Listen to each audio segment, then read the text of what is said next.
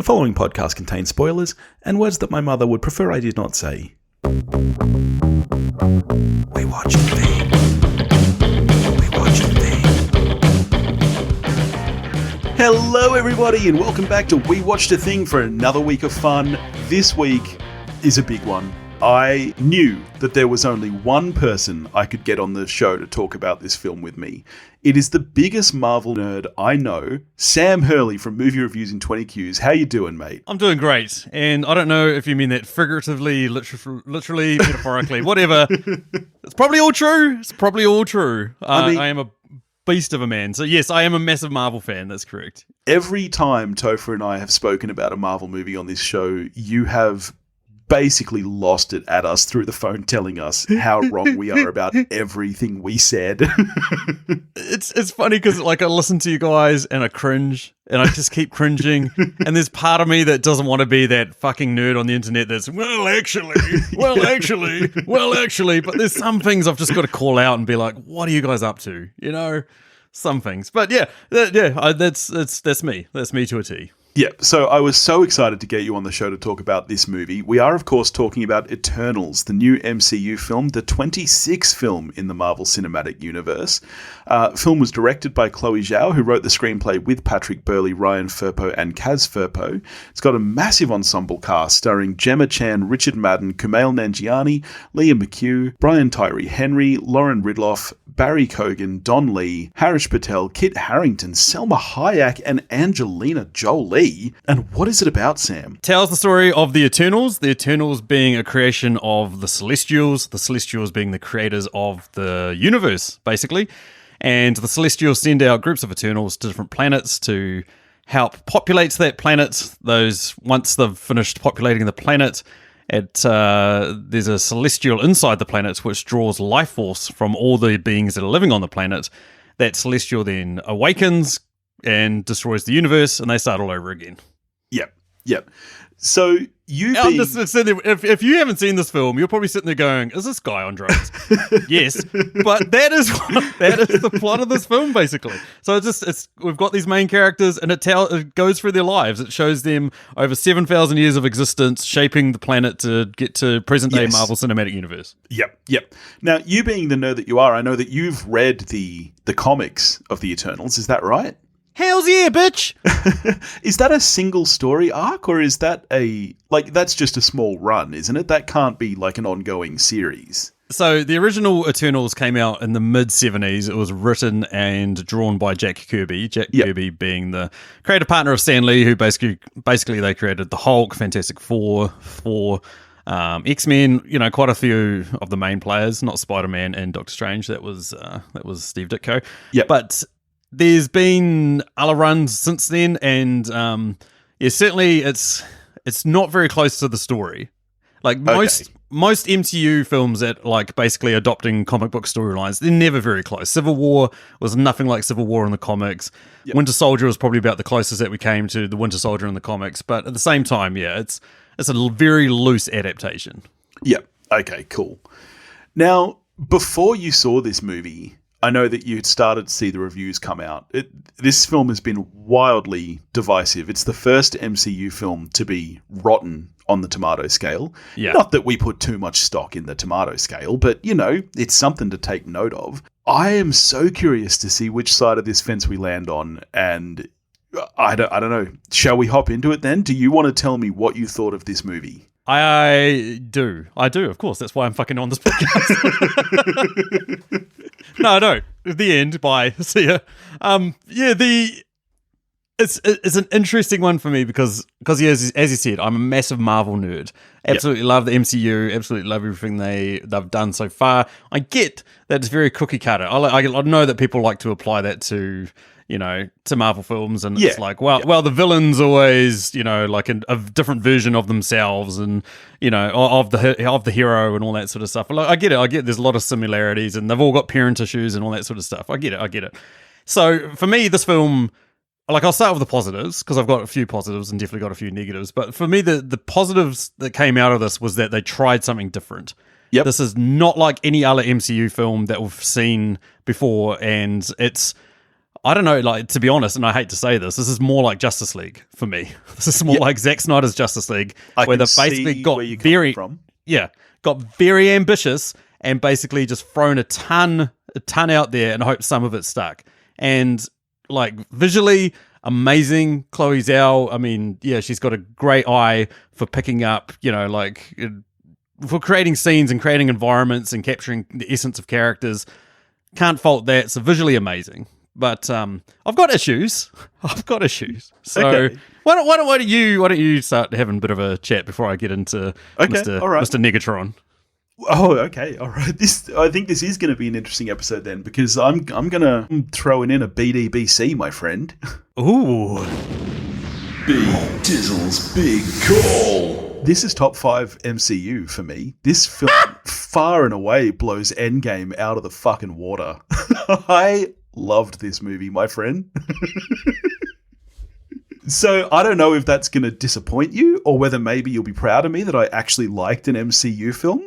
But this film, I loved it. I thought it was great. And don't get me wrong, there are negatives for sure, which, yeah, we'll get to. But strong film.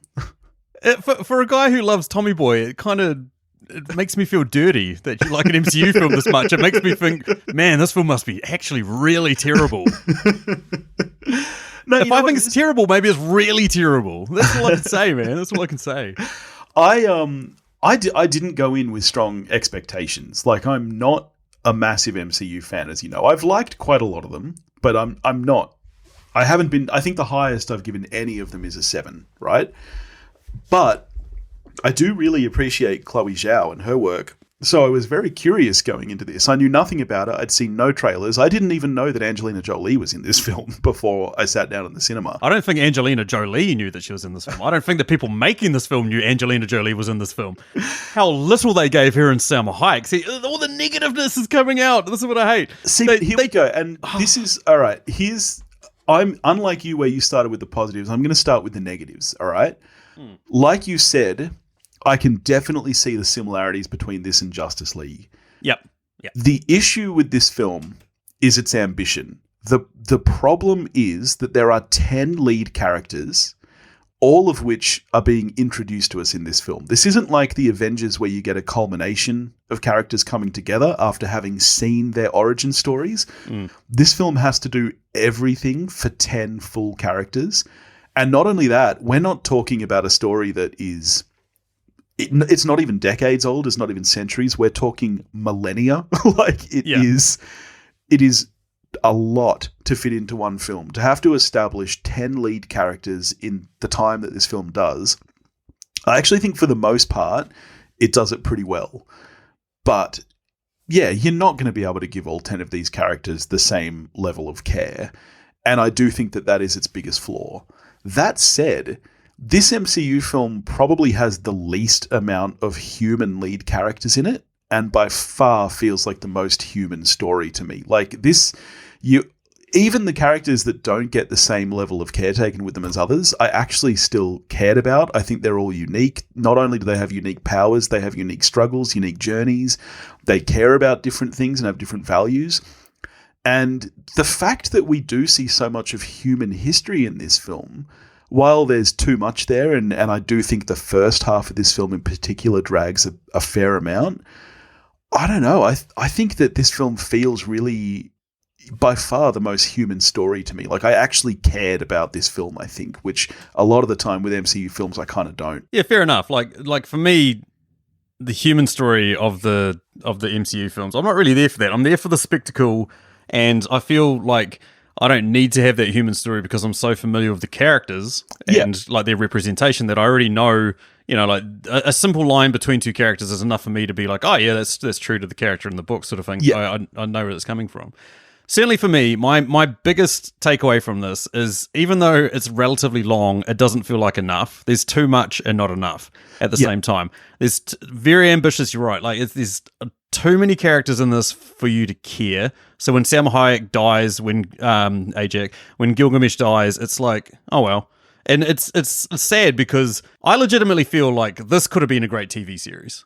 Like there is enough there, easily enough there to have first episode, it's in 5000 BC. It's when we first get to meet these people, shows the influence of them. Seeing them in Babylon, seeing them in the medieval ages, seeing them with the Spanish invasion of Mexico, or Aztec Empire it was at the time. You can have these as individual storylines, and then certainly that would be so much more better. And you could almost if you made it 10 episodes long, you could dedicate, or less than that, 6 episodes, you could dedicate it to one or two of the characters, and you get such a better fleshed out storyline. And I suppose my biggest problem with the MCU since Endgame is that it's sort of floundered around with these properties where it's gone, okay, we've done that. We've had a guy that can wipe out half the universe. How do we do this? And so, how do we continue this? Where's the big bad from here? How do we, tell stories and all that sort of stuff? And for me, WandaVision was a TV series that probably went for too long. Certainly, Falcon and the Winter Soldier was a movie that should have been a movie. Whereas this is the first one I've looked at and gone, that should have been a TV series. I agree with you 100%. And I think that's one of the interesting things about the COVID times and the fact that this has been in production for so long. I think if this hadn't already been in production as a film, then in the last year or two, when MCU started moving towards some of those more kind of mini-series type events, I think they would have probably gone in that direction for this. And I agree with you, that would have been stronger. I could see this as a Lost type series where you're really getting, a full 360 view of these characters, where you see flashbacks and possibly even flash forwards and all these different kind of angles of what these people are. That could have been really strong, actually. Yeah, it's just sad because it's so hard for me now, having seen them actually go fully fledged on these Marvel, TV series and stuff like that, to haven't seen them try this and been ambitious in those TV series, to not look at something like this and go, would this have worked better as a TV series? Now that they've dabbled in it, now they've tried it, it's hard for me. Like Loki was the perfect blend of every episode was its own episode, but then it's at the same time it was able to tell a long running story, and it was awesome sort of thing. And it's like, if they'd done it like Loki, if you had the 6 episode arc showing all these guys, oh man, I would be so there for it. And unfortunately that's the problem I have with this, is now, as I mentioned, when characters die, I don't care. When Angelina Jolie has some mysterious illness that's affecting her and all that sort of stuff, I don't care. And this is the other hard part about it, is that due to the editing and due to the rush nature of trying to get through millennia of different stories, we have scenes that literally feel like the characters are talking about something, and then 2,000 years later they just continue the story. Yeah. It's like nothing's happened over 2,000 years. Like, hey, can you run down the shop? Yep, cool. 2,000 years later, oh, here's the milk you wanted. Yeah. Yep. It feels like that. It legitimately feels like that. And again, if it just had, there's so much there. There's so much more there I wanted. As negative as I sound on this, I'm not going to give my score away yet, but I got to admit, I feel like the cinema going experience, you also pick up on what people are feeling around you. So halfway through the film, it was like an action scene. Suddenly went quiet. The guy behind me goes, "This fucking sucks." Wow. And I was like, "Wow, he's." Yeah, okay, I can, appreciate his comment. And then I looked over at Stacey, and Stacey was smiling. I was like, what are you smiling at? She's like, he's right. I was like, okay. So, yeah, I mean, again, I've only seen it once. I always see every Marvel film at least twice before I make an opinion on it. So if you walked me out of Captain Marvel the first time, I would have gone, that's an average, mediocre, right split down the middle film. But then the second time I watched it, I was like, I actually see more of what they're going for. So I feel like this deserves a rewatch. So I feel like I'm being a little unduly harsh on something. Yeah. But at the same time, there's a few criticisms, definitely. Yeah, for me, I feel like those criticisms are completely valid, like I said, and I do think this could work exceptionally well as a series rather than a film. But unlike you, I found that I was caring about the characters. I think given they had so many to juggle and such a massive story, I think they balanced it pretty well. I do think, like I said, that the first half in particular, which is the one with the most flashbacks, definitely begins to drag.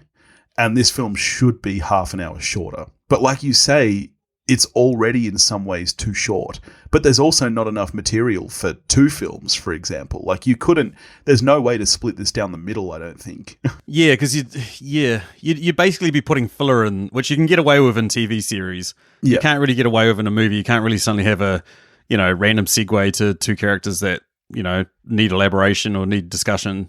Yeah. And unfortunately that was it, because some of the bit players come in and play massive roles towards the end. Like Droog, like he's suddenly like all important. We've only had one real scene from him where he's, basically just dismissed the whole group and said, no, you guys are all a bunch of idiots, we shouldn't be doing this, or that sort of stuff. And then, plays sort of a key role at the end. Other ones too, like the Sprite's turn, when she went from just being this girl who's fed up with being a teenage girl, even though, does your body like, if you're physically a teenage girl but you're 7,000 years old, surely you've got the maturity of someone who's 7,000 years old, right? Like, yeah, and you're an alien, you're not human, so you're not. Yes. That's one interesting thing I had with the film. Also, I mean, like, let's talk about the diversity of the cast. It's amazing. It's amazing. It's great. It's a little bit strange in some ways, given that they're meant to be aliens.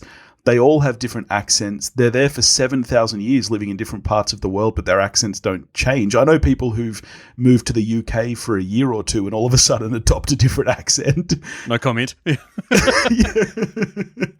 So, yeah, some of that is a little bit odd for me. Yeah, I find it strange as well, because there was like on our podcast we quite often have what deep philosophical debate arose in you during this film, and one of the one for me is like, do these guys?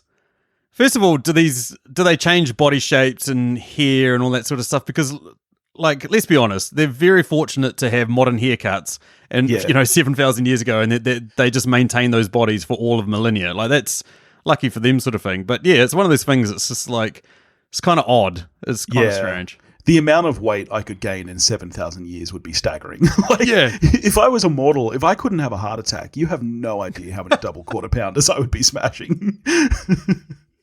I would literally, like, I'm not meaning like I would be impossible to get out of the KFC in a metaphorical sense. I mean, my body would physically be impossible to get out of the doors of a KFC if I could live forever. Well, you could literally spend 1,000 years sitting in a KFC. Time is meaningless at that point. Absolutely. Let's talk about the direction by Chloé Zhao. One thing that I really appreciate that the MCU has done is to give these smaller, offbeat, more indie directors a chance at something on a large scale. And I think in the past that's worked so well. Like, you look at what's happened for James Gunn's career post-Guardians. Taika Waititi, his take on Thor, easily the best Thor film. And honestly, who would have seen that coming? Me. I love that Chloé Zhao directed this film, and I think that the direction is stunning. You have to agree that this is the best looking Marvel film ever. Like, and not just the cinematography. I think the VFX work in this film is easily the strongest of any Marvel film for me. They can oftentimes be quite ropey. Here I thought the blend was really nice. The Deviants for me just felt like poorly designed creatures and horrible VFX. That was another thing that sort of took away from it.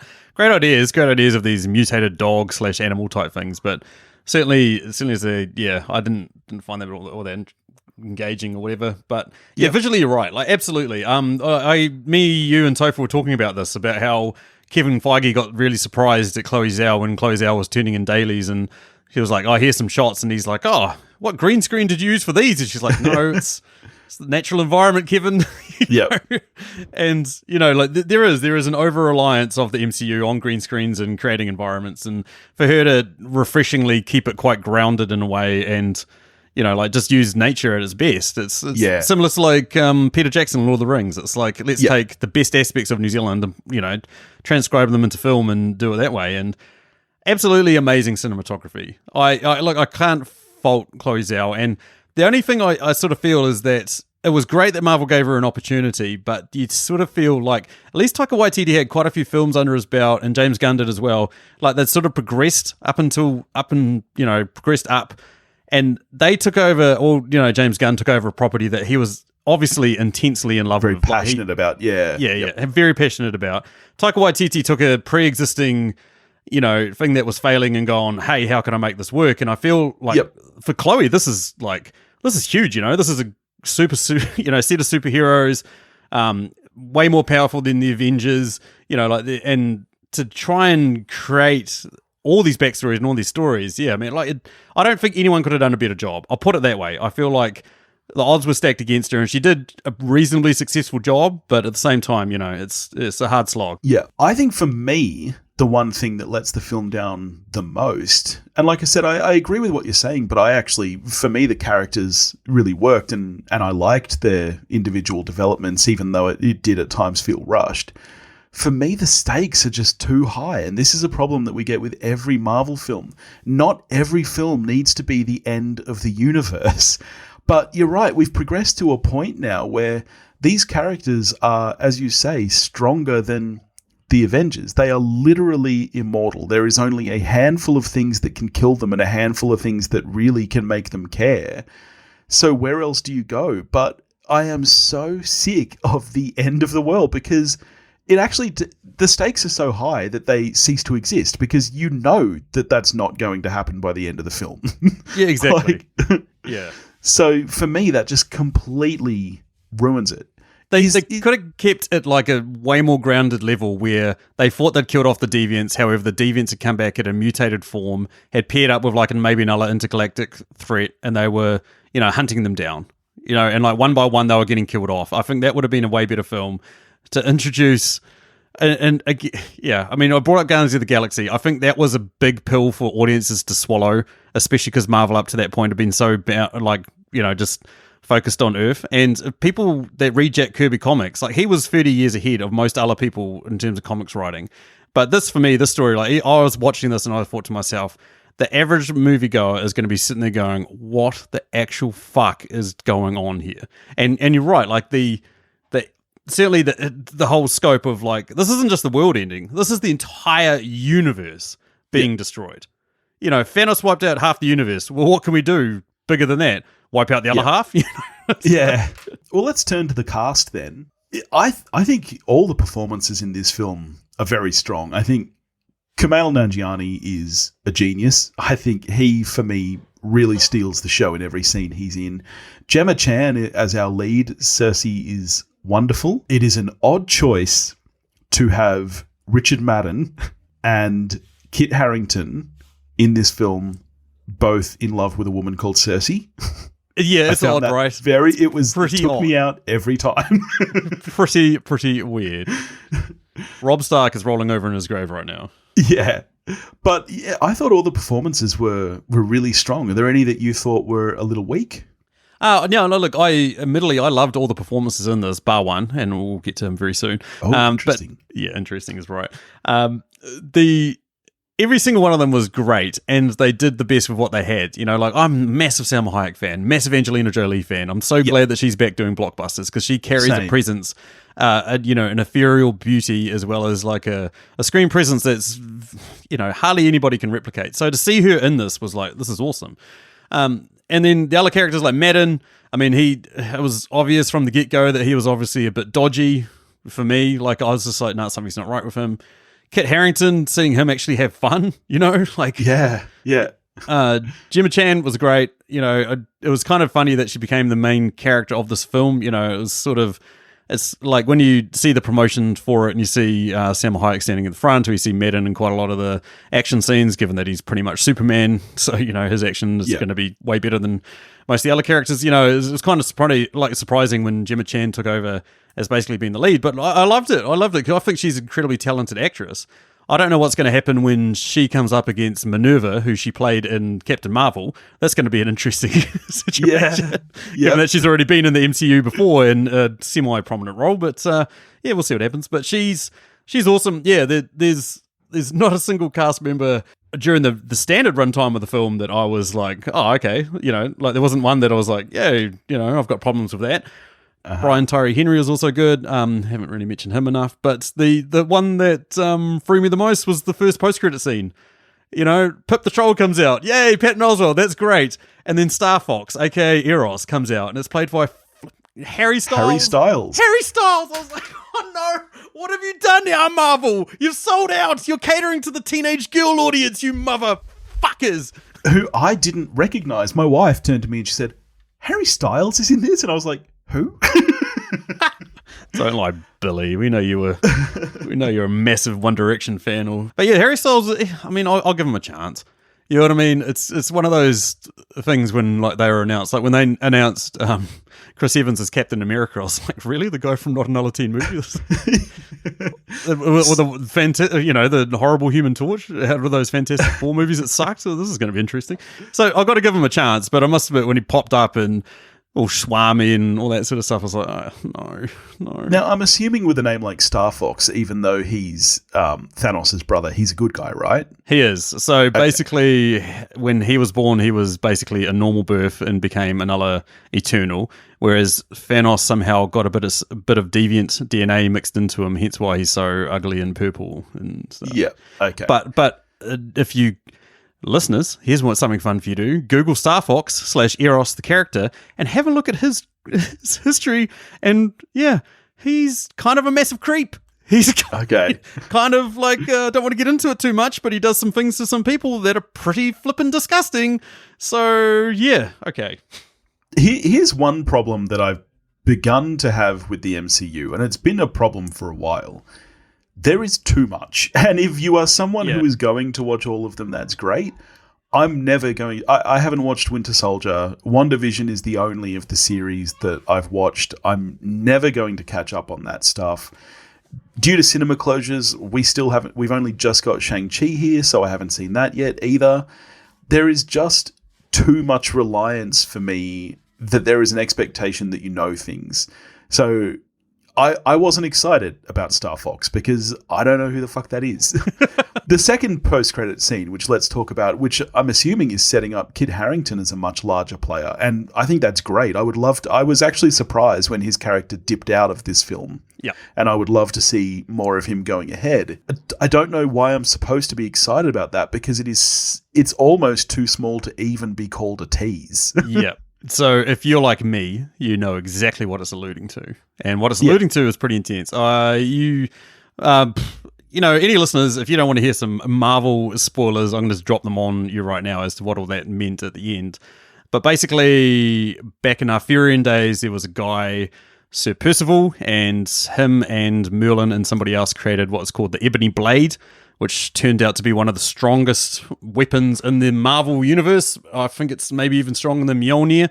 It basically makes the bearer of it invincible, immortal, all that sort of fun stuff. And so the guy that first wielded it became what's called the Black Knight, and Dane Whitman, who is Kit Harington's character, is also the Black Knight. When he says to Cersei, I've looked into my family history and found something interesting, yeah, that's what he's alluding to. And then the Ebony Blade at the end is... basically him deciding whether he wants to take it up or not. So the thing about taking it up is that once you take it up, yes, you become immortal and that sort of stuff, but you have an unsatiable desire to kill people. Right, okay. So he basically brings out all the worst traits in you and basically makes you murder people. So for me, I was like, oh my God. Yeah, see, that's cool, and I'm looking forward to that. Do you know or suspect who the voice was that spoke to him in that moment? If I have to hazard a guess, I feel like it was Doctor Strange, because if you're going to go with someone who knows magical artifacts, I feel like it was him. Okay, cool. But that is one thing I liked about this film. Even though, as I've said, I think there's too much and there is too much of an expectation that you know everything. Yeah. I liked that this film just had the odd reference to other Marvel films. You know, that they allude to Doctor Strange when he's like, are you a wizard like Doctor Strange? Yep. There's a little bit of talk about Thanos and the snap, but it's not overwhelming. So I think they got that balance pretty good, which honestly is very important when you're dealing with a film that already has so much to cover. Yeah. My favorite comment by far was Kingo saying, I used to remember when Thor was a little boy that used to follow me around asking me questions, and now he's an Avenger or a god or something. And I was like, that's cool, because Thor's, I think, 5,000 years old, so he, feasibly could have followed him around back in the Norse mythology days. So yeah, that was cool. The only other person that I suspect that might have been saying that is Merlin himself. Like, I feel like we're going to get that. That'd be sick. Yeah, I would love to get Merlin going in the MCU, because I feel like this teased it in enough. in terms of when Fina was playing with that sword and somebody said to her, "What's that sword?" and she's like, "Excalibur." I was like, "Wow, this is." Wow, they're really chucking in the Arthurian legends here. This is quite interesting. Which is cool, because we're going to get Hercules and Zeus in the next Thor movie, so that'll be interesting. Let me ask you this question. Do I know everything about Marvel? Yes. The MCU has jumped around timelines a fair bit. Yep. But this film still is very much grounded in present day, and everything else is presented as flashbacks. Mm-hmm. Do you think that this film opens the door now for us to get an MCU film that is fully set in the past? You know, like how we've had Wonder Woman 84 or the first Wonder Woman, which was set in World War One. Do you think that we will ever get to that point in the MCU where we get a film that is fully set not in present day? Oh, so like Captain America First Avenger where he's set in World War II, or Captain Marvel where she's set in 1996. I forgot Captain Marvel was set in 96. But doesn't the first Hello, Avenger smartass! Doesn't the first Avenger catch up to present day? It does capture up to present day, because we do see like a post-credit scene where he's, you know, come back to life sort of thing, and Nick Fury's like, hey, I need you sort of thing. So Yeah. Yeah. Do you think, though, that we'll get one that is centuries old? That's a good question. Yeah, I mean, they've got enough there to do so. I mean, there's been announcements that Catherine Hahn's going to have her own TV series, so we might get our own TV series set back in the Salem witch trial days, showing her character, Agnes. That'd be pretty cool. Yeah, so that'd be interesting. A whole movie? Yeah, potentially. I feel like there's enough there easily that they could sort of go back in time and do those stories. Like, I feel... like, especially for some of these characters, like, I feel like there's enough scope there and they've got enough history that you kind of want to see those. Like, you kind of want to actually see, you know, like Captain Marvel has so much scope to have so many stories and stuff like that. And even these Eternals, like, you could easily create your own story that would be set back in the past, and, you know, you wouldn't have to have such heavy reliance on modern times. And, you know, like every problem that we have now where a giant celestial being starts coming out of the planet and the Eternals show up to stop them, and it's like, where's Doctor Strange? You know, Yeah. like, Yeah. where's anyone else to try and stop this? Where's Captain Marvel? Where's Shang-Chi? What's he doing? You know, like, yeah. You're exactly right. That is an issue that in this film they try and cover off why we've never seen the Eternals before. Oh, they were instructed not to interfere with non-deviant related issues. Yeah. That doesn't go both ways. Why are the Avengers not here? Yeah. Exactly. And even still, when it's like we've been told not to interfere, yet you happen to be right at the crux of some of the most important parts of civilization. You know, like, you don't feel like you'd, you know, show up. Admittedly, though, like, if we'd had the Eternals battle Thanos, it would have been a very short fight. True, but I mean, isn't that something that they actually would interfere with? Like, their goal essentially is to keep the population of the planet up. Yeah. So if Thanos' plan is to halve that, why are they not interfering? Like, why would they not have been instructed to stop that? This is why I'm here. See, you and Toph would probably be going back and forth on this. The throwaway line of every time there's a conflict, there's massive advancements in technology and then baby boom and all that sort of stuff. So I feel like they would have seen Thanos as wiping out half the human population of being a good thing, because then they have a baby boom and we're back to being, you know, like double the human population pretty quickly, sort of thing. So No way. yeah, I know that. I know that, okay, but this is pretty- Marvel logic, Billy. You've got to apply Marvel logic to these things. You need convenient excuses for, you know, why don't we go get the Avengers? That's a good question, but let's not think about it too much. Anyway, next point. We would be remiss to not mention the score by Ramin Djawadi, which I think is easily the best Marvel score since the original Avengers theme. Yep. Yeah, it's beautiful. Yep. It's really, really gorgeous, and it just accentuates just how lovely the look of this film is. Yeah, absolutely. It complements it well. It's I must admit I'm not a big score guy, but it's very noticeable for me. So yeah, totally. I have not yet seen every MCU film, as I've said. Is this our first openly homosexual character in Brian Tyree Henry? And is this the first gay kiss that we've had in the MCU? The only one that's come close was when one of the Russo brothers played himself and said, you know, it's in Endgame, where they're talking about the snap and everything that's happened, and they're talking to Captain America, and he basically says, you know, I lost my partner, he was a good man type thing. But right, yeah. In terms of like seeing two gay guys in a relationship together, no, we haven't seen that. We haven't had a sex scene in the MCU. So that was another one that was introduced by Richard Madden and Gemma Chan having a sex scene. So there was a couple of like proper firsts, I guess is the best way to say it. But yeah. Yeah. I mean, film gets a massive tick for diversity for sure. Like, the cast is wonderful. Yeah, so much so that it's been banned in a couple of countries because Marvel or Disney refused to actually edit out some of that stuff. But you know what? Good on Marvel and Disney, because in the past they would have edited stuff out. Disney especially. Yeah, that's a good question. It's a good question. I mean, Disney certainly have edited stuff out for releases in China. I know they removed the girl-on-girl kiss at the end of Star Wars, one of the Star Wars films. I know they removed that for international audiences, yeah. So how are you scoring this? I'm scoring this with numbers. I am going to give it... I'm going to give it the benefit of a doubt. I was going to give it a 5, but I'm going to give it a... Which, for me, a 5 is like... There's enough there that it's good, but there's also enough there that's bad, and you probably wouldn't recommend this to people to run out and see it. 6 is like soft recommends. I'm bouncing between the two, but I'm going to give it the benefit of the doubt, and I think that I'll like it a lot more if I see it again. So I'm going to give it a 6. Yep. I'm going to give it a 6. Cool. As much as you say this is the top 5 MCU, this is bottom 5 for me. Legitimately 4-2, I would give a 4. And then Iron Man 2, Age of Ultron, a couple of them are probably 5s to 6s. You know, they've got a couple of redeeming features, whereas 4-2 is legitimately a fail for me. And I'm surprised that's a green splotch. I'm surprised that's not a green splotch on the Rotten Tomatoes scores, but yeah. Right. I'm a 7 out of 10 on this. I had a really, really good time with this film. Definitely has flaws, plenty of flaws, but I think that the positives outweigh those for me, probably for the second time after the original Guardians film.